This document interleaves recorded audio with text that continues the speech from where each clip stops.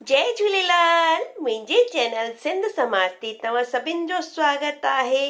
पंहिंजी मिठड़ी ॿोली सिंधीअ में मां तव्हां सां गॾु शेयर कंदी आहियां कुझु सिंधी कथाऊं, सिंधी भॼन, दादीअ जा घरेलू नुस्खा ऐं कुझु सिंधी उपाय। पर उहे उपाय मां न शेयर कंदी आहियां। उहे उपाय मां पंहिंजे महान पंडितनि जे मुखारबिंद मां तव्हां सां गॾु शेयर कंदी आहियां। उन्हनि जो ही ठहियल वीडियो हूंदो आहे जेको कि उहे शेयर कंदा आहिनि। उन्हनि खे मां तव्हां सभिनि वटि पहुचाईंदी आहियां, यानी कि मुंहिंजे यूट्यूब चैनल ते अपलोड कंदी आहियां। अॼु मां तव्हांखे ॿुधाइण वारी आहियां त ॼेठ मास जी पूनम जो विर्तु कॾहिं रखिबो। इहो विर्तु 21 तारीख़ जुमे ॾींहुं रखिबो।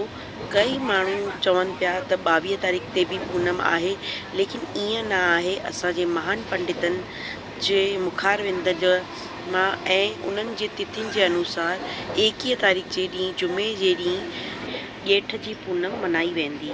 त इहा जानकारी तव्हां सभिनि खे अॻियां पंहिंजे सिंधियुनि भाउरनि भेनरुनि सां गॾु बि शेयर कंदा। जय झूलेलाल।